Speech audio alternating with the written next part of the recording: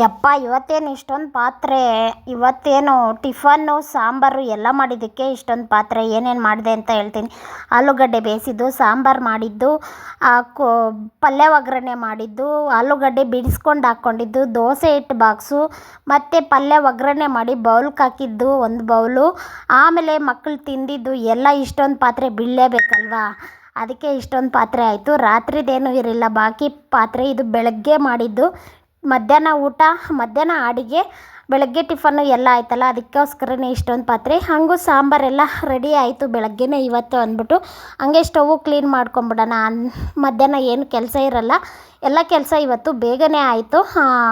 ಇವತ್ತು ಪಲ್ಯ ಮಾಡಿದ್ದಕ್ಕೋಸ್ಕರನೇ ಸಾಂಬಾರು ಬೆಳಗ್ಗೆನೇ ಮಾಡಿಕ್ಬಿಟ್ಟೆ. ಯಾಕಂದರೆ ಪಲ್ಯ ನಮ್ಮ ಯಜಮಾನರು ತಿನ್ನಲ್ಲ ದೋಸೆಗೆ, ಸಾಂಬಾರಾದರೆ ತಿಂತಾರೆ.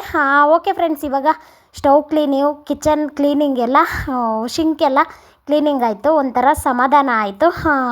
ಆವಾಗಲೇ ಇವಾಗ ಕಸ ಗುಡಿಸ್ಬಿಟ್ಟು ಮಿಷಿನ್ಗೆ, ಹಂಗೆ ವಾಷಿಂಗ್ ಮಿಷಿನ್ಗೆ ಬಟ್ಟೆ ಹಾಕಿದ್ದೀನಿ. ಬಟ್ಟೆ ಅಂದರೆ ಬಟ್ಟೆ ಯಾವುದು ಹಾಕಿಲ್ಲ, ಸೋಫಾ ಕವರ್ಗಳು ತುಂಬಾ ಗಲೀಜಾಗಿತ್ತು, ಸೋಫಾ ಕವರ್ಗಳು ಹಾಕಿದ್ದೀನಿ. ಹಾಗಿದ್ದರೆ ಒಣಗಾಕ್ಬಿಟ್ಟು ಬರಬೇಕು, ಇಲ್ಲ ಅಂದರೆ ತಿಂದ್ಬಿಟ್ಟು ಮುಂದಿನ ಕೆಲಸ ನೋಡಬೇಕು. ಇನ್ನು ಕೆಲಸ ಮಾಡ್ತಾಯಿದ್ರೆ ಇನ್ನು ಬೇಜಾನು ಕೆಲಸ ಕೈಗೆ ಸಿಗ್ತಾನೆ ಇರುತ್ತೆ.